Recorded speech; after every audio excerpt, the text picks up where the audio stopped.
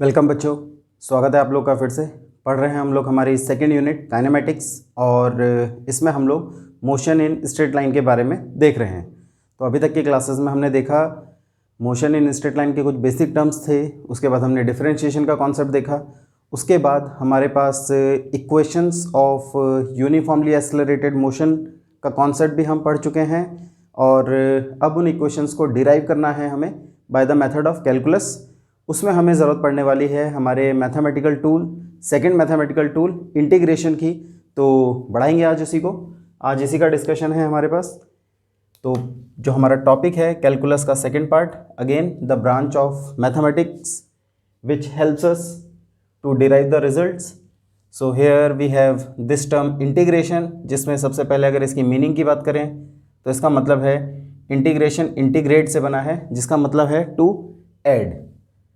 तो यहाँ पर हम कह सकते हैं इसके डेफिनेशन में टू ऐड स्मॉल पार्ट्स यानी कि डिफरेंशिएटेड पार्ट्स, उनको ऐड करना जिस प्रोसेस के ज़रिए होता है उसी को हम नाम देते हैं इंटीग्रेशन।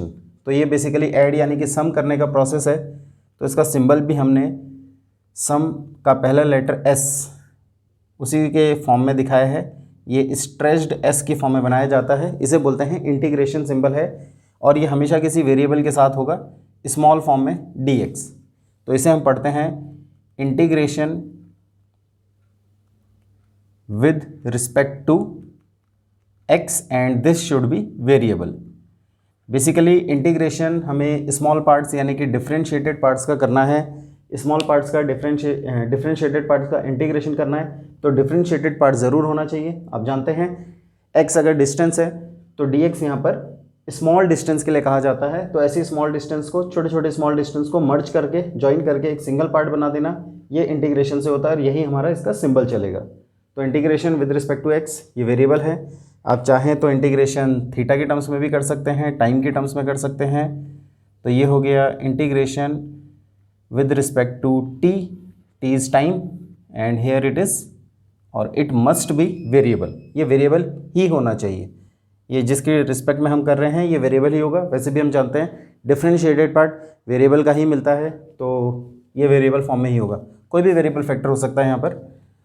और जैसे कि डिफरेंशिएशन में हमने देखा था, अब बारी आती है यहाँ पर भी फॉर्मूले की। तो फॉर्मूले बहुत इंपॉर्टेंट हैं, उन्हीं को आपको ध्यान में रखना है। तो जो यहाँ सबसे पहला फार्मूला हमारे पास आ रहा है वो है इंटीग्रेशन, x को लेकर कर लेते हैं x⁴n dx। तो जैसे डिफरेंशिएशन में था, पावर को आगे करके मल्टीप्लाई करते थे और एक पावर वैल्यू कम कर देते थे। यहाँ वैल्यू बढ़ती है, x माइनस की जगह प्लस हो जाता है और यहाँ मल्टीप्लाई नहीं होता, यहाँ हम इसको अपॉन में लेकर जाते हैं, डिवीजन में लेकर जाते हैं न्यू पावर से। तो फॉर्मूला होगा x⁴n+1/n+1 और ये सॉल्व हो जाएगा। एग्जाम्पल के लिए देख लेते हैं ताकि समझ में आ जाए अच्छे से। सपोज़ आपके पास है x⁶ dx है, तो सॉल्व करके ये बन जाता है x⁴ तो ये बनेगा आपके पास x⁴ तो ऑब्वियस सी बात है x⁶ के कंपैरिजन में x⁴ बड़ा फैक्टर होगा, तो छोटे को हमने बड़ा किया है। यही हमारा काम इंटीग्रेशन का चलता है। यहाँ पर पावर अगर नेगेटिव में है तो भी काम करेगी। x⁻³ dx है सपोज़, तो x⁻³ +1/-3+1 -3 + 1 हमारा -2 हो जाता है और ये सॉल्व होकर x⁻²/2 बन जाएगा। तो ज़्यादा लिखना है तो ये बन जाता है, अगर आप नीचे लेकर जाएंगे तो पॉजिटिव हो जाएगा, अदरवाइज़ ऐसे भी छोड़ रहे हैं तो भी चलता है 1/2x² विद माइनस साइन। तो कंपेयर करेंगे अगर x⁻³ के साथ x⁻² को, तो x⁻² is greater term. So this is our first formula which will be used in integration. आगे बढ़ाते हैं इसको, तो हमें मिलता है सेकेंड फार्मूला, ये भी डिफरेंशिएशन जैसा ही है। इंटीग्रेशन ऑफ x⁴n dx है अगर, और इसके साथ अगर आपने कोई कांस्टेंट लिखा है k इज़ द कांस्टेंट, तो उसको हम बाहर करेंगे और इंटीग्रेशन ऑफ x⁴n का फार्मूला फिर पहले की तरह लगा देंगे, जो कि है x⁴n+1/n+1। इसको एग्जांपल में देखेंगे। यहाँ पर k का मतलब कांस्टेंट से है, k is a constant term, कोई भी कांस्टेंट हो सकता है। तो एग्जांपल जैसे कि सपोज़ आपको दिया है 3x⁴ dx दिया है फॉर एग्जांपल, तो आप 3 को बाहर करेंगे और अंदर फॉर्मूला लगाएंगे x⁻² के लिए 2 + 1/2 + 1। ऑब्वियसली यहाँ 2 + 1 3 कैंसिल हो जाएगा और आपका आंसर x⁻³ ही बनेगा। तो इस तरीके से हम इसको सॉल्व करते हैं। आगे बढ़ाएं तो नंबर 3 आता है इंटीग्रेशन ऑफ सिर्फ dx अगर है तो इसका आंसर d यहाँ पर डिफ्रेंशिएशन के लिए है, ये सिंबल हमारा इंटीग्रेशन का है और दोनों एक दूसरे के एंटी प्रोसेस हैं, अपोजिट प्रोसेस हैं, तो ये दोनों को बैलेंस करते हैं और हमारा आंसर आता है x। बेसिकली फॉर्मूले से ही सॉल्व होकर आता है। इंटीग्रेशन ऑफ dx का मतलब है 1 dx, जिसको हम x⁻0 dx लिखते हैं और ये 0 + 1/0 + 1 से हमें मिल जाता है x। बट इतना लंबा करने की ज़रूरत नहीं है आपको, आप सीधे सीधे याद रख सकते हैं integration of dx is x। जैसे इंटीग्रेशन ऑफ कांस्टेंट का 0 होता, डिफ्रेंशिएशन ऑफ कांस्टेंट का 0 होता था, या इंटीग्रेशन ऑफ dx का x हो जाएगा। फोर्थ इसी का एक part integration of k dx आया है, तो k को बाहर करेंगे, dx का x आंसर आएगा और उसके अकॉर्डिंगली हम इसको सॉल्व कर लेंगे। फिर इसी में आता है पॉइंट नंबर 5, जिनका यूज़ बहुत ज़्यादा नहीं होना है बट आपको फॉर्मूले फिर भी पता होने चाहिए। Integration of sine x dx अगर आपको मिलता है integration of sine x dx, तो इसका आंसर होता है, आपको याद होगा डिफरेंशिएशन में साइन x का cos x था, यहाँ माइनस cos x होगा। 6th formula integration of cos x dx के लिए वहाँ पर हम साइन x लिखा करते थे माइनस में, यहाँ प्लस में साइन x आएगा, तो इंटरचेंज हो ही रहा है, आप देख ही रहे होंगे। अगर हम इधर डिफरेंशिएशन करते हैं तो ये हमारा आंसर बनता है, इधर डिफरेंशिएशन करते हैं तो ये आंसर बनता है, मतलब इंटरचेंज हुआ है फॉर्मूला। इसी तरह से 2 फॉर्मूले और बना लेते हैं। एक इम्पॉर्टेंट फार्मूला है यहाँ पर, ये जो फार्मूला हम लगा रहे हैं इसी का स्पेशल केस कह सकते हो, इसको हम यहाँ देख लेते हैं। इम्पॉर्टेंट केस x⁻n में n की कोई भी वैल्यू हो एक्सेप्ट x⁻−1, तो ये स्पेशल केस है, मैं इसको नंबर 7 पर लिख देता हूँ। अगर इंटीग्रेशन ऑफ x⁻−1 dx है, यानी कि इंटीग्रेशन ऑफ 1/x dx है, तो इसका जो आंसर हम लिखते हैं वो लिखते हैं log x विद बेस ई। अगर हम x⁻−1 को x⁻n वाले फॉर्मूले से सॉल्व करने जाएं तो ये बनता है x⁻−1 + 1/-1 + 1, तो ऊपर तो x⁻0 आएगा, कोई प्रॉब्लम नहीं है, बट नीचे 0 यानी कि नॉट डिटरमाइंड और इनफाइनाइट फॉर्म बन जाएगी, जो कि पॉसिबल नहीं है, इसीलिए हम यहाँ पर ये फार्मूला अलग से यूज़ करते हैं, स्पेशल केस है। और नंबर 8 पर अगर आप याद रखना चाहें तो integration of ex dx is ex only, जैसे डिफरेंशिएशन में भी ex का ex ही आता है, तो इंटीग्रेशन में भी ex के लिए ex ही बनता है। तो ये हमारे फॉर्मूले हैं जो इंटीग्रेशन में हम यूज़ करते हैं। इसकी एक और फॉर्म आगे आती है, वो हम बाद में देखेंगे, उससे पहले थोड़ा सा इसके क्वेश्चंस को देख लेना ज़रूरी है, थोड़ा सा हमें आइडिया मिलेगा किस तरीके से हम इन फॉर्मूलों को अप्लाई करते हैं। तो उससे पहले आप इसको पॉज करके नोट कर लेंगे।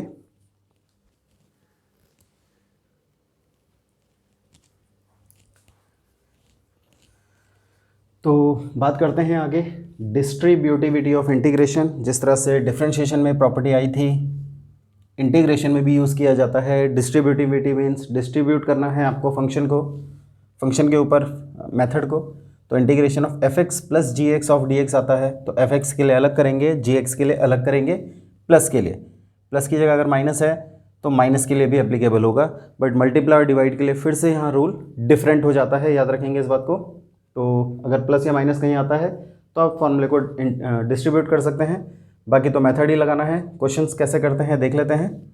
आपको बोला गया है फंक्शन f(x) को इंटीग्रेट करना है विद रिस्पेक्ट टू x, तो ये हमारे पास फॉर्मूले दिए गए हैं, इनको सॉल्व करना है। शुरू करते हैं फर्स्ट से। तो फर्स्ट में है f(x) इज़ 3x² - 2x। तो फर्स्ट का solution integration of f(x) dx का मतलब है इंटीग्रेशन ऑफ 3x² - 2x, और साथ में dx तो होगा ही क्योंकि x के रिस्पेक्ट में करना है। विदाउट dx इंटीग्रेशन या विदाउट dt इंटीग्रेशन नहीं होता है, ये ध्यान रखना है। d जिसके साथ होगा वो वेरिएबल होगा और उसी के टर्म्स में हमें इंटीग्रेशन एक्सपेंड करना होगा। तो integration 3x² dx, integration 2x dx, constant को बाहर करते हैं, आप जानते ही हैं कौन सा फॉर्मूला हम यहाँ पर यूज़ करने जा रहे हैं। फार्मूला जो हम यहाँ यूज़ करेंगे वो करेंगे integration of x⁻n dx, x⁻n+1/n+1। और अगर हमें कोई कांस्टेंट दे रखा है तो कांस्टेंट को बाहर कर दिया जाएगा और फार्मूला लगाया जाएगा। तो मेनली यही फार्मूला चल रहा है। 3 को बाहर करते हैं, x की पावर 2 के लिए 2 + 1 अपॉन 2 + 1, -2 को बाहर किया, x की पावर 1 है, 1 + 1 अपॉन 1 + 1, देन 1 + 1 2 कट गया, 2 + 1 3 भी कट गया और आंसर आ गया x³ - x²। तो यही हमारा आंसर है फ़िलहाल के लिए। इसको आगे जैसे डिफरेंशिएशन में वैल्यूज सब्स्टिट्यूट करके करते थे, इसका भी अपना मेथड है, बट वो हम बाद में सीखेंगे।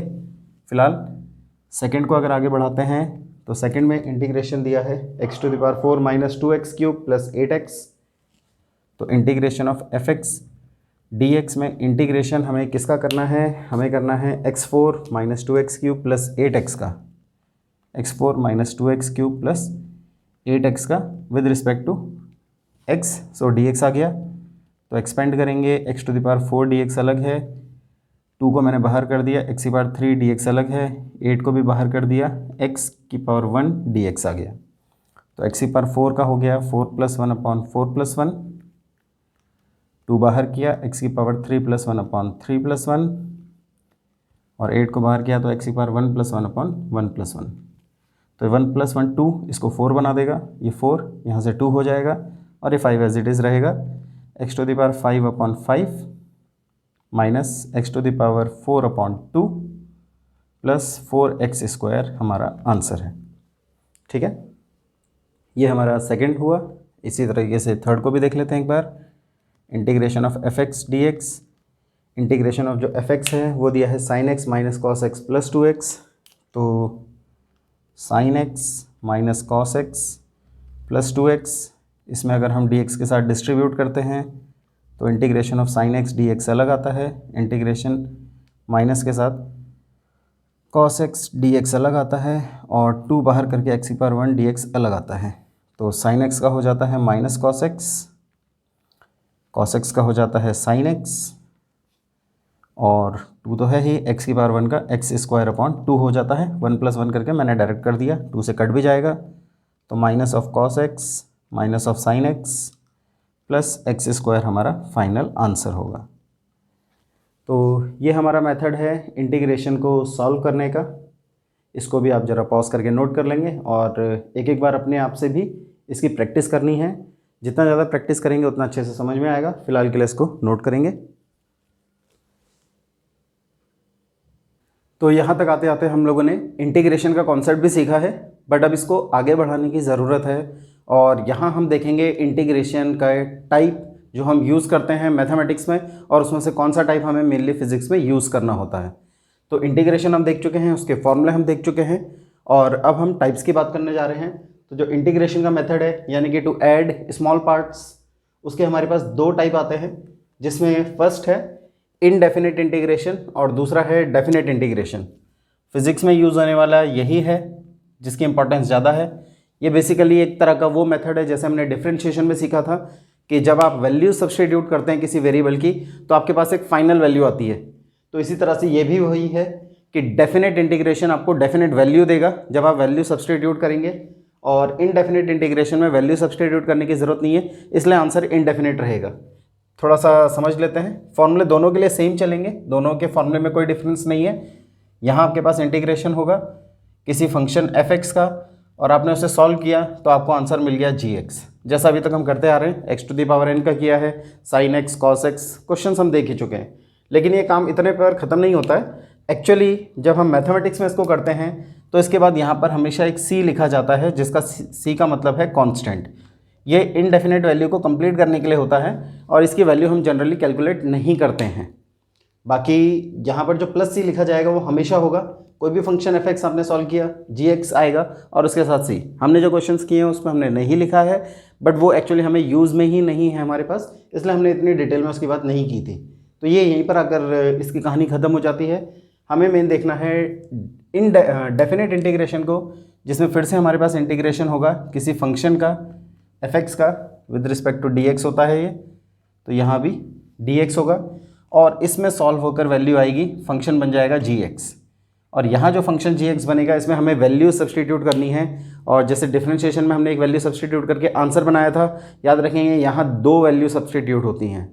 बिल्कुल, जो इंटीग्रेशन होता है वो मिनिमम वैल्यू से मैक्सिमम वैल्यू, या इनिशियल वैल्यू से फाइनल वैल्यू की फॉर्म में होता है। क्वेश्चन जो आपको दिया जाएगा उसमें दो वैल्यूज सब्सटीट्यूट करने के लिए होंगी आपके पास, जिनको हम यहाँ लिखते हैं। इसमें एक x1 होगा और एक x2 होगा। यहाँ पर जो x1 है इसे हम कहते हैं लोअर लिमिट, एंड जो x2 है उसे हम कहते हैं अपर लिमिट। और ये फॉर्मूले में जब सॉल्व हो जाएगा, फॉर्मूला आप लगा देंगे तो इसे स्क्वायर ब्रैकेट पर ट्रांसफ़र करते हैं और ये लोअर लिमिट नीचे, अपर लिमिट ऊपर, इस तरीके से रख दी जाती है। और उसके बाद हम इसको सब्सटीट्यूट करते हैं। सब्सटीट्यूट करने का फॉर्मूला है, ध्यान रखेंगे कैसे इसे अप्लाई करेंगे। जो फंक्शन है आपका उसमें वेरिएबल की जगह अपर लिमिट रखनी है, फिर माइनस करना है, फिर वेरिएबल की जगह लोअर लिमिट रखना है। तो इसके लिए एक छोटा सा फॉर्मूला बना लेते हैं। अपर लिमिट माइनस लोअर लिमिट, ये आपने वैल्यू रखी है इन प्लेस ऑफ वेरिएबल। ये हमारा लिमिट्स अप्लाई करने का मेथड होगा। Upper limit minus lower limit in place of variable, इसे 3 बार कम से कम मन में दोहराइए। Upper limit minus lower limit in place of variable, upper limit minus lower limit in place of variable. यहाँ जो माइनस है वो हमारे फॉर्मूले का माइनस है। हो सकता है कभी कभी लिमिट्स में भी माइनस आ जाता है, और उस माइनस को भी आपको अलग से साथ में लेकर चलना पड़ेगा वैल्यू सब्सटीट्यूशन तक। तो अपर limit minus lower limit in place of variable, upper limit minus lower limit in place of variable.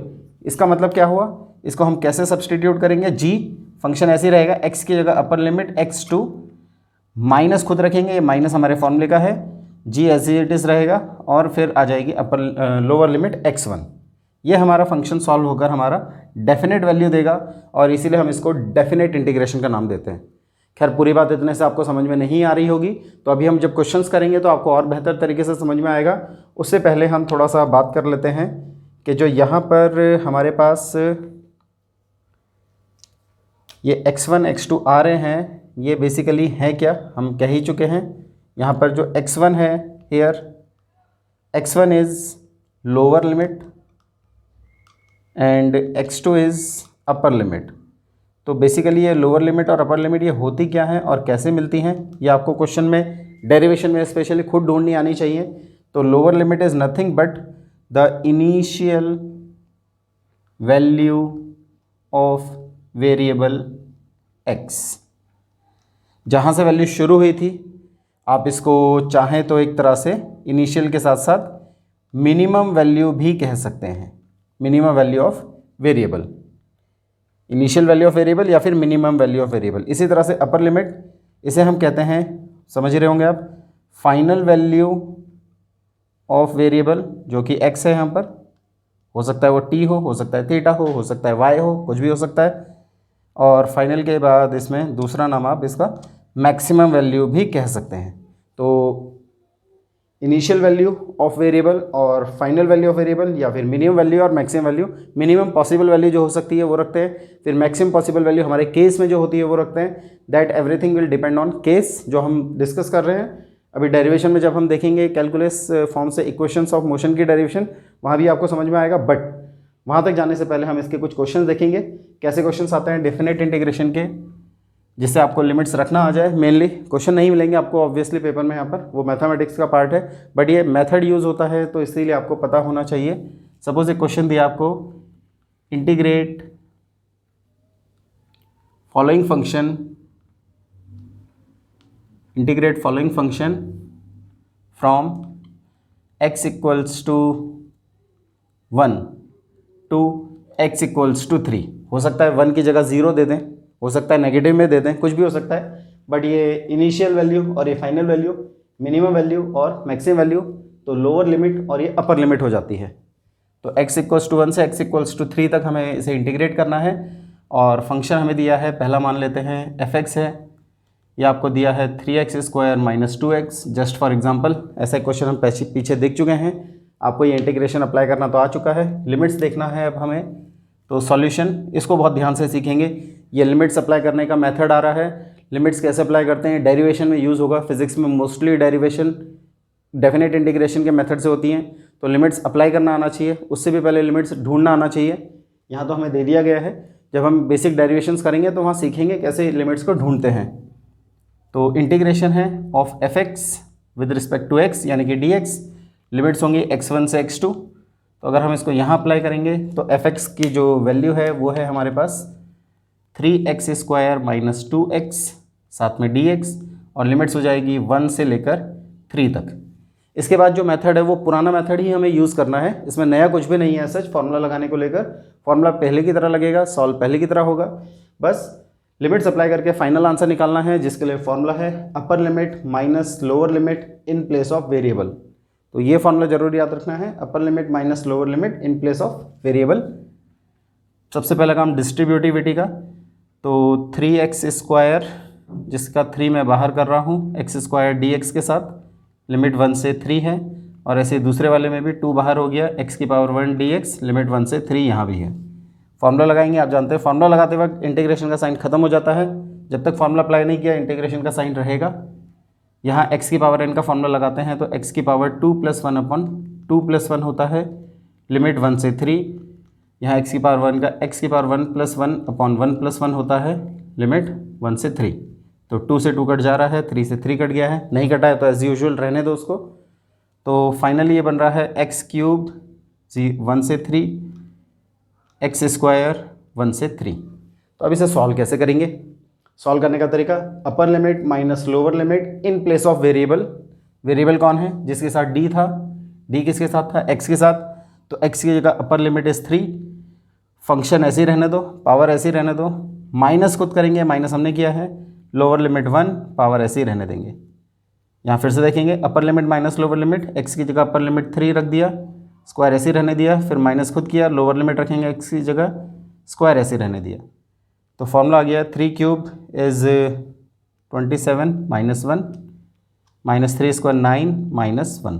तो 27 - 1 यानी 26, और 9 - 1 यानी 8, और हमारा आंसर बन रहा है 26 - 8 यानी कि 18।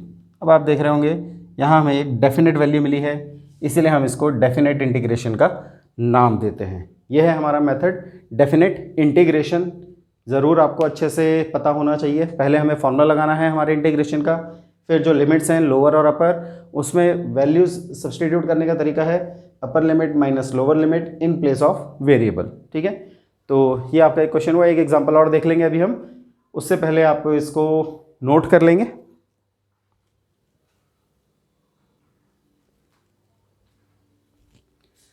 तो बढ़ाते हैं एक और क्वेश्चन का सॉल्यूशन आगे। सेकंड पार्ट हमें दिया है f(x) 2x³ - 3x², लिमिट्स 1 से 3 ही है। तो सॉल्यूशन करते वक्त इंटीग्रेशन ऑफ f(x) dx का मतलब होगा इंटीग्रेशन ऑफ 2x³ - 3x², साथ में dx है, लिमिट 1 से 3 है, जो कि x1 से x2 की फॉर्म में होगी। और इसको जब हम आगे एक्सपेंड करेंगे तो 2 बाहर हो जाता है, इंटीग्रेशन ऑफ x⁻3 dx, 3 बाहर हो जाता है, integration of x⁻2 dx, limit 1 से 3 और 1 से 3। तो फॉर्मूला लगाएंगे x⁻3 + 1 अपॉन 3 + 1 यानी कि 4 हो गया ये, और लिमिट 1 से 3 है, ऐसी 3, x⁻2 है, 2 था तो 2 + 1 अपॉन पावर में, और फिर नीचे अपॉन में भी 2 + 1, लिमिट 1 से 3। तो ये 3 से 3 कट जाता है, ये 4 है तो 2 बन जाएगा 2 से कटने के बाद, तो 1/2 है x4 1 से 3 माइनस ऑफ x³ 1 से 3। तो वैल्यू सब्सटीट्यूट करेंगे, हाफ x की जगह upper limit 3, power 4 as it is, -1 power 4 as it is, x की जगह 3, power 3 as it is, -1 power 3 as it is. हमने किया है upper limit minus lower limit in place of variable. तो ये हो जाता है 1/2, 3 का पावर 4 यानी कि 81 -1, और ये 27 -1, तो 81 - 1 इज़ 80, डिवाइडेड बाई 2 इज़ 40, ये हो जाता है 26। तो आंसर आपका 14 का आ जाता है। सिंपल क्वेश्चन है, इतना टेक्निकल आता भी नहीं है, हमें तो डेरिवेशन में इसको यूज़ करना होता है। ऐसे ही इंटीग्रेशन फंक्शन f(x) इस बार दिया है हमें, तो हमें करना है integration of function f(x) with respect to x, x1 से x2, लिमिट्स इस बार बदल गई हैं, फंक्शन भी बदला हुआ है, cos x minus sin x दिया है। तो suppose cos x minus sin x आपके पास है, साथ में dx है, और लिमिट x1 से x2 में 0 डिग्री से 90 डिग्री दी गई है, डिग्री में है, फंक्शन है ट्रिग्नोमेट्रिक फंक्शन, आप जानते हैं इसमें डिग्री में आंसर बनता है। पहले डिस्ट्रीब्यूट कर लेते हैं, cos x dx 0 डिग्री से 90 डिग्री, फिर minus sin x dx 0 degree से 90 डिग्री। अब ये फॉर्मूला आपको याद होना चाहिए जो हमने लिखा था, इंटीग्रेशन ऑफ cos x का आंसर था sin x 0 डिग्री से 90 डिग्री, और sin x का बन गया था माइनस cos x 0 डिग्री से 90 डिग्री। तो यहाँ पर रखेंगे upper limit minus lower limit, sine upper limit is 90 minus sine lower limit is 0।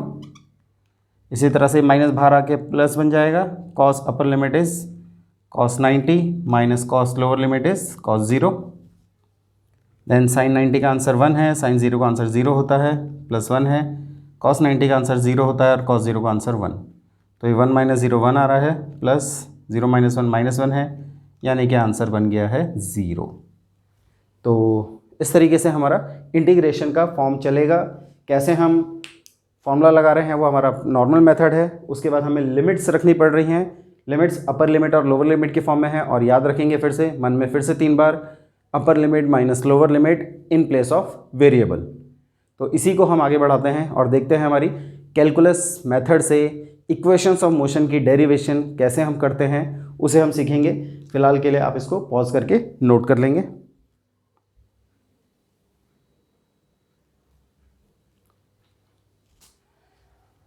तो बढ़ाते हैं, हमारा बहुत इंपॉर्टेंट टॉपिक है तो इसकी इंपॉर्टेंस को भी मार्क कर देते हैं, 3 स्टार कम से कम रखेंगे। To derive equations of uniformly accelerated motion by calculus method. Equations of motion है हमारे पास 3, एक्चुअली 4, फोर्थ की बात हम बाद में करेंगे, फिलहाल अभी 3। First equation of motion v is equal to u plus a t, then second s is equals to u t plus half a t square, and third v square is equals to u square plus 2s, और v square minus u square is equals to 2s, जैसा भी आप लिखना चाहें। तो उसी को लेकर है डेरिवेशन करने जा रहे हैं, बाय कैलकुलस करेंगे, यानी कि differentiated part small part differentiation का इस्तेमाल होगा, और इंटीग्रेशन करेंगे उसी स्मॉल पार्ट का, तो इंटीग्रेशन भी इस्तेमाल हो जाएगा उसमें। डिफरेंशिएशन और इंटीग्रेशन के कलेक्टिव फॉर्म की वजह से है, इसीलिए हम कह रहे हैं इसे कैलकुलस मेथड से करने जा रहे हैं। डेरिवेशन जब भी करते हैं फिजिक्स में, याद रखेंगे हमेशा स्टार्टिंग लेट से करनी है। जो भी केस आपने लिया है, अज्यूम किया है, उसकी थोड़ी सी बातें आपको ज़रूर बता देनी है। तो हमने भी कुछ ऐसे ही किया है, let a body is moving with initial velocity u, in time t it covers distance s and final velocity becomes v under the uniform acceleration a। तो फिगर भी बना दिया है, एक बॉडी है जो इनिशियल वेलोसिटी u से चल रही है और इसमें एक यूनिफॉर्म एक्सेलरेशन आ रहा है, यानी कि कांस्टेंट एक्सेलरेशन, और ये कांस्टेंट एक्सेलरेशन इसको u से v वेलोसिटी चेंज करवा रहा है, डिस्टेंस इसने ट्रैवल किया है s, टाइम लगा है t, और अब हमें क्योंकि इसका स्मॉल केस लेना है, हम इंस्टेंटेनियस की बात करेंगे, तो यहाँ से यहाँ तक अगर टोटल टाइम t है तो यहाँ पर छोटा टाइम होगा dt, छोटी डिस्टेंस होगी ds, और उसमें जो छोटा चेंज इन वेलोसिटी होगा वो होगा dv।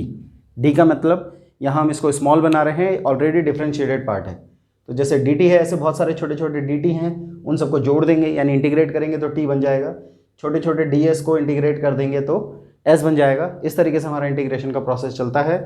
तो शुरू करते हैं नंबर 1 से। फर्स्ट इक्वेशन ऑफ मोशन, जिसमें हमें प्रूव करना है v is equal to u plus a t को, वेलोसिटी टाइम रिलेशन है, इसीलिए हम यहाँ पर इसमें v u a और t जिस फॉर्मूले में आ जाए उसको लेकर चलते हैं। तो बेसिकली यहाँ जो फॉर्मूला हम यूज़ करने जा रहे हैं वो है इंस्टेंटेनियस एक्सेलरेशन का। इंस्टेंटेनियस एक्सेलरेशन a, इसका फॉर्मूला होता है dv अपॉन dt। ये हमारा फॉर्म है। dv का मतलब d इंटू वी नहीं है, पहले भी बात कर चुके हैं। dv का मतलब सिंगल टर्म है, छोटी वेलोसिटी है, dt स्मॉल टाइम है, a जनरल एक्सेलरेशन है, और ये कांस्टेंट भी है हमारे केस का, ध्यान रखेंगे। तो अगर इसको आगे लेकर जाना है हमें तो क्रॉस मल्टीप्लाई करें, अगर क्रॉस मल्टीप्लाई करके हमें मिल जाता है dv is equals to a dt। अब इसको पूरा सॉल्व करने के लिए हम क्या करेंगे, दोनों तरफ इंटीग्रेशन का मेथड अप्लाई करेंगे। तो हम करने जा रहे हैं, पहली बार आ रहा है आपके पास इसलिए ध्यान से देखेंगे, इंटीग्रेटिंग बोथ साइड्स, दोनों तरफ हमने इंटीग्रेशन किया है। इंटीग्रेटिंग बोथ साइड्स का मतलब है dv, एक तरफ है LHS में a dt, दूसरी तरफ है RHS में, और इन दोनों को आपको इंटीग्रेट करना है। तो इंटीग्रेशन और इंटीग्रेशन। अब बारी आती है यहाँ पर लिमिट्स की। हम जब भी सॉल्व करेंगे इंटीग्रेशन से डेरिवेशंस हमेशा डेफिनेट इंटीग्रेशन में होगा, लिमिट्स लगेंगी। अब लिमिट्स ढूंढने का तरीका सुनेंगे ध्यान से, बहुत आसान है, बस थोड़ा सा ध्यान देने की ज़रूरत है। यहाँ पर जो लिमिट्स होती हैं वो लोअर लिमिट और अपर लिमिट होती हैं of variable with minimum value and maximum value और इनिशियल वैल्यू या फिर फाइनल वैल्यू। तो पहले देखेंगे कि हमारे केस में वेरिएबल कौन है। वेरिएबल वो होता है जिसके साथ डी होता है। डी किसके साथ है? वेलोसिटी के साथ है। तो वेलोसिटी की इनिशियल वैल्यू आ जाएगी और वेलोसिटी की फाइनल वैल्यू। तो हमारे केस में वेलोसिटी की इनिशियल वैल्यू है u और फाइनल वैल्यू है v। दूसरा केस देखेंगे तो यहाँ d के साथ t है, d के साथ t। तो टाइम की वैल्यू वेरिएबल हो गई है और इसीलिए हमें टाइम की लिमिट्स लगानी है। तो टाइम की लिमिट्स लगाने के लिए यहाँ पर स्टार्टिंग अगर लेंगे तो टाइम हमेशा शुरू होता है 0 से, जब भी आप शुरू करेंगे काम, और t तक जाता है। तो 0 से t हमारी टाइम की लिमिट हो जाती है। तो हमने रख दिया 0 से t, बस यही हमारा मेन काम था। इसके बाद जो बचता है उसे हम कहते हैं मैथमेटिकल एन्जॉयमेंट। फिजिक्स में सब चलता रहता है। Mathematics is an important tool to enjoy physics, ऐसा भी कह सकते हैं। और उसी बात को आगे बढ़ाते हैं। तो इंटीग्रेशन ऑफ फॉर्मूला लगाने से पहले कांस्टेंट है a, उसको बाहर कर देंगे अगर हम, तो इंटीग्रेशन u से v चल रहा है, इधर इंटीग्रेशन 0 से t चल रहा है, और जो कांस्टेंट है उसको बाहर कर देते हैं। यहाँ कोई कांस्टेंट नहीं है तो इसको एज इट इज़ रहने दो। यहाँ कांस्टेंट है a, बाहर हो गया, और साथ में dt अंदर बच गया। अब जो फॉर्मूला लगने जा रहा है वो लगने जा रहा है इंटीग्रेशन का। तो इंटीग्रेशन ऑफ dx अगर होता, याद करो फॉर्मूला, इंटीग्रेशन ऑफ dx अगर होता तो ये बन जाता x। Integration of d theta होता तो बन जाता थीटा। अगर इंटीग्रेशन ऑफ dv है तो इसे क्या बन जाना चाहिए?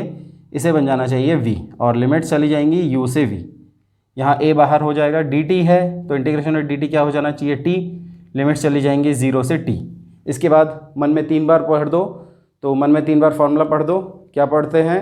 वो है upper limit minus lower limit in place of variable. तो v इज़ द वेरिएबल क्योंकि d के साथ v था, v की जगह अपर लिमिट, पावर 1 है तो 1 ही रहने देंगे, minus lower limit u in place of variable. ऐसे ही यहाँ भी कर देंगे, a एज इट इज़ है, t की जगह upper limit t minus lower limit 0, और सॉल्व होकर आप समझ रहे हैं ये बन गया है at, ये बन गया है v माइनस u, और यहाँ से आ गया है v is equals to u plus at।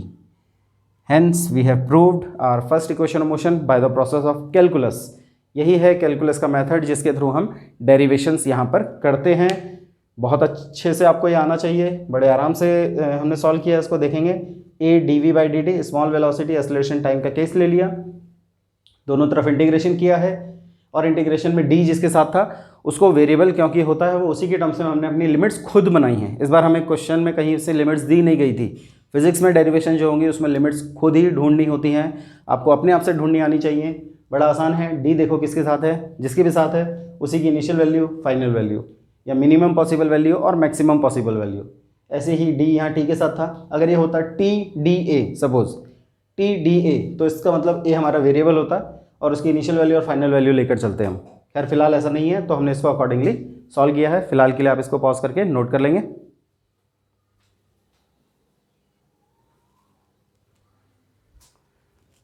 तो बढ़ाते हैं बची हुई 2 इक्वेशंस के प्रूफ को भी आगे, बिल्कुल उसी तरीके से चलेगा। सेकंड इक्वेशन ऑफ मोशन की बात कर रहे हैं, s is equals to ut plus half a d square.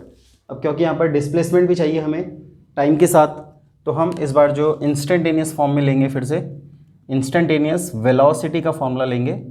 वो होता है v is equals to d S upon D t. आपको याद आ रहा होगा, फिगर से भी रेफरेंस ले सकते हैं, small displacement upon small time, और ये इंस्टेंटेनियस वेलोसिटी का एक्सप्रेशन बन गया है। तो यहाँ से अगर आप इसको फिर से क्रॉस मल्टीप्लाई कर लेते हैं तो D S is equals to V D T आ जाता है। फिर हम v की वैल्यू सब्सटीट्यूट कर लेंगे using v is equals to u plus a t. ये कहाँ से आया? फ्रॉम फर्स्ट इक्वेशन हमें ये मिला है। तो हमारा फॉर्मूला थोड़ा सा मॉडिफाई हो जाता है, u plus a T V की जगह यहाँ रखा है, तो v की जगह u प्लस ए टी साथ में dt मल्टीप्लाई कर देंगे तो D S is equals to u d t अलग हो गया और ए टी डी टी अलग हो गया। अब कुछ बच्चे बोलते हैं जी इसको t से टी स्क्वायर कर दीजिए, लेकिन ये ऐसा नहीं है कि डी टी का मतलब d इंटू टी हो। ये डी टी एक सिंगल अलग टर्म है, t अलग टर्म है। ये हो गया हमारा फार्मूला। अब हमें इसको इंटीग्रेट करना है, तो इंटीग्रेटिंग बोथ साइड्स, दोनों तरफ अगर इंटीग्रेशन लगाएंगे तो इंटीग्रेशन ऑफ डी एस आएगा, इंटीग्रेशन ऑफ u dt आएगा, और integration of A T D T आएगा। अब बारी आती है यहाँ पर फॉर्मूला लिमिट्स रखने की। तो लिमिट्स रखेंगे अगर हम, तो लिमिट्स देख लेते हैं। डी के साथ एस है तो एस की स्टार्टिंग वैल्यू, फिगर में अगर आप रेफरेंस लेंगे तो जहाँ से स्टार्ट हो रहा है मोशन वहाँ पर डिस्प्लेसमेंट है 0 और मैक्सिमम कवर किया है एस। यहाँ टी के साथ है तो ये तो हम पहले भी रख चुके हैं 0 से टी, और यहाँ भी डी टी के साथ है तो 0 से टी। अब इसमें कांस्टेंट अगर कहीं है तो बाहर करेंगे। Integration of D S, integration of 0 से s है डी एस के लिए, u बाहर हो जाएगा इंटीग्रेशन 0 से t डी टी के लिए, प्लस a बाहर हो जाएगा और t बाहर नहीं होगा, ध्यान रखेंगे 0 से t में t की पावर 1 डी टी अंदर रोकना पड़ेगा आपको। ऐसा इसलिए क्योंकि t वेरिएबल है, हम सिर्फ बाहर कांस्टेंट को करते हैं। तो यहाँ अगर फार्मूला लगाते हैं, यहाँ अगर हम फार्मूला लगाते हैं तो ये बनता है फार्मूला इंटीग्रेशन ऑफ x की पावर n डी एक्स का, x की पावर n डी एक्स का फार्मूला बनता है x की power n plus 1 upon n plus 1, ये t की पावर 1 में लग जाएगा। और एक और है इंटीग्रेशन ऑफ डी एक्स का फार्मूला, वो x ही होता है जैसा पहले भी लगाया है। तो इंटीग्रेशन ऑफ डी एस हो गया s, लिमिट्स 0 से s हो गई है, u डी टी 0 से t हो गया है, और ये है t की पावर 1 तो ये होता है t की पावर 1 प्लस 1 यानी कि 2 अपॉन 1 प्लस 1 2, ये 0 से t हो गया। इसके बाद मन में पढ़ लो 3 बार। मेथड है upper limit minus lower limit, upper limit s minus lower limit 0, u अपर लिमिट t की जगह t माइनस t की जगह लोअर लिमिट 0, प्लस हाफ बाहर कर दिया मैंने, और t की जगह अपर लिमिट t स्क्वायर ऐसी माइनस 0 स्क्वायर ऐसी, upper limit minus lower limit in place of variable. तो फाइनली फार्मूला बन रहा है s is equals to u t minus 0 t हो गया plus half a t square. यही हमारी सेकंड इक्वेशन है जिसका प्रूफ हमारे सामने आ गया।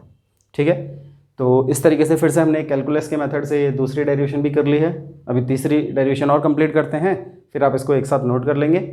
थर्ड इक्वेशन की बात करें तो यहाँ पर वेलोसिटी है, एक्सेलरेशन है और डिस्प्लेसमेंट है। टाइम की ज़रूरत नहीं है हमें, तो क्योंकि यहाँ पर वेलोसिटी और एक्सेलरेशन की बात हो रही है तो इंस्टेंटेनियस एक्सेलरेशन से शुरुआत करेंगे। a is equals to d v by d T.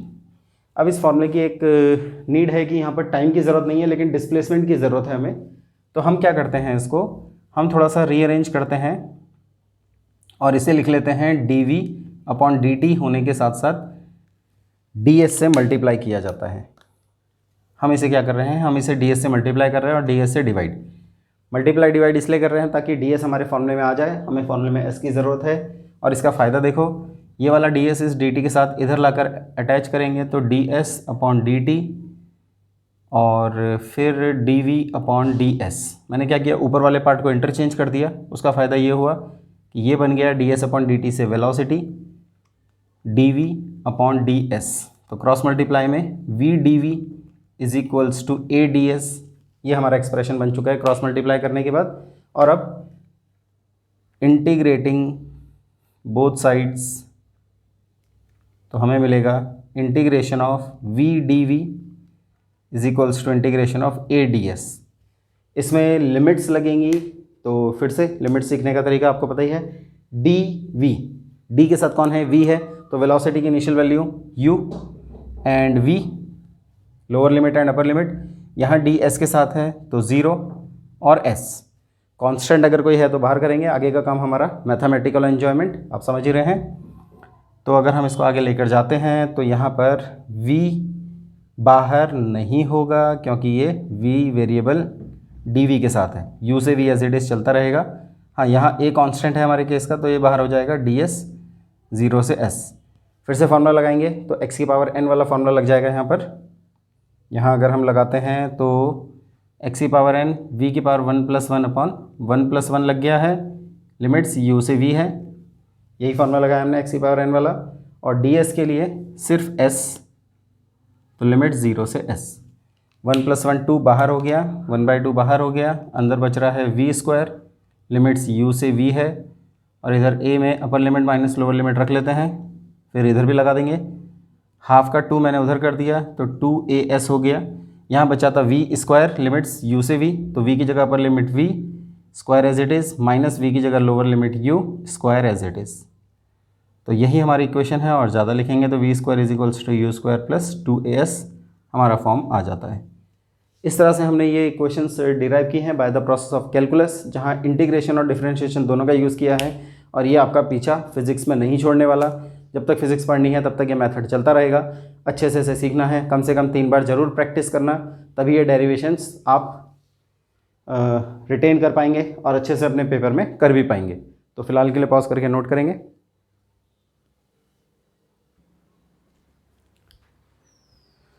तो अब ये जो इक्वेशंस ऑफ मोशन हमने डिराइव की हैं तीनों, इनके कुछ स्पेशल फॉर्म भी आते हैं। Special form means special cases की फॉर्म में है ये इक्वेशंस ऑफ मोशन। अब हम देखने जा रहे हैं वर्टिकल मोशन के लिए। वर्टिकल मोशन मीन्स अभी तक जो हमने देखा है s is equals to u t plus half a t square, second था। फर्स्ट में v is equals to u plus a t, third में v square is equals to u square plus 2s, ये horizontal motion के लिए थे। अगर motion vertical होता है ऊपर एंड नीचे ग्राउंड के रिस्पेक्ट में, तो ये अंडर ग्रेविटी आता है। उस कंडीशन में एक्सेलरेशन थोड़ा बदल जाता है, उसी को रिप्लेस करने जा रहे हैं हम। तो यहाँ भी हमें 2 केस मिलेंगे। Case number 1 for vertical downward motion. अगर वर्टिकल डाउनवर्ड मोशन आता है तो यहाँ रिप्लेसमेंट है कि a बन जाता है g, s बन जाता है h। ये बेसिकली प्लस g होगा, एक्सेलरेटिंग मोशन होता है ऊपर से नीचे की तरफ। तो फर्स्ट इक्वेशन बनेगी v is equals to u plus a t था, ये जी टी की फॉर्म में यूज़ होगा। दूसरा s था तो उसकी जगह बदल चुका है, ये h हो जाएगा, और ये u t plus half g t square की फॉर्म में लिखेंगे। एंड इसी तरीके से थर्ड को v square is equals to u square plus 2gh की फॉर्म में लिखा जाएगा। इसके लिए अगर मैं फिगर बना दूं तो ये कुछ ऐसा है। बॉडी यहाँ पर थी, इसे रिलीज़ किया है और ये इस तरीके से आने लगी। इसने हाइट कवर की है h, ये डिस्टेंस है। इनिशियल कंडीशन पर वेलोसिटी u, फाइनल कंडीशन पर v, टाइम टेकन t, और एक्सेलरेशन यहाँ g हो चुका है। ये डाउनवर्ड डायरेक्शन का केस है, नीचे आ रही है बॉडी। और इसमें भी फिर कंडीशन आती है, इम्पॉर्टेंट पार्ट है कि इफ़ बॉडी इज़ ड्रॉप्ड, या फिर हम कहते हैं falls freely under gravity. Falls freely under gravity, इन दोनों सिचुएशन में इनिशियल वेलोसिटी को ऑटोमेटिकली आपको 0 ले लेना है। तो v is equals to g t, h is equals to half g t square, और v square is equals to 2gh हमारा फॉर्मूला हो जाएगा। अगर इनिशियल वेलोसिटी 0 आई है, कब आएगी? अगर बॉडी को आपने ड्रॉप किया है, थ्रो नहीं किया। अगर आपने बॉडी को फ्रीली फॉल किया, फ्री कर दिया है, फॉल हो रही है वो अंडर ग्रेविटी, तो इनिशियल स्पीड होगी 0। इसी तरह से दूसरा केस बनता है, case number 2 for vertical upward motion. अगर वर्टिकल अपवर्ड मोशन आता है तो यहाँ पर भी रिप्लेसमेंट है। इस बार जो a होगा वो -g हो जाएगा आपका, और s तो h चलेगा ही। तो फर्स्ट इक्वेशन बनेगी v is equals to u minus g t, second is equals to s की जगह आप जान ही रहे हैं, h आ जाएगा u t minus half g t square, और थर्ड बनता है v square is equals to u square minus 2gh। ये अगर इसका फिगर बनाते हैं तो ये केस कुछ ऐसा होगा। आपको अब की बार ग्राउंड से ऊपर की तरफ बॉडी को थ्रो करना है। बॉडी ऊपर जाएगी इनिशियल वेलोसिटी u से, यहाँ जा रही है v वेलोसिटी से, टाइम टेकन t है, हाइट कवर की है h, और इस बार a माइनस g हुआ है ऊपर की तरफ होने की वजह से। इसमें भी फिर एक कंडीशन आती है कि अगर आप बात करेंगे एट हाईएस्ट पॉइंट, जब आपने बॉडी को ऊपर थ्रो किया तो एक हाईएस्ट पॉइंट आएगा आपके पास। हाईएस्ट पॉइंट पर फाइनल वेलोसिटी 0 हो जाएगी, जहाँ पर ये बॉडी थोड़ी देर के लिए जाकर रुकती है। तो फाइनल वेलोसिटी इस कंडीशन में 0, और उसके हिसाब से आप उसको रख लेंगे। लेकिन ये सभी क्वेश्चन में होगा ऐसा ज़रूरी नहीं है, बट डिपेंड करता है कहाँ आपको क्वेश्चन में दे दिया जाएगा। तो ये और है हमारे पास इक्वेशंस ऑफ मोशन का केस, इसको भी पॉज करके आप नोट कर लेंगे।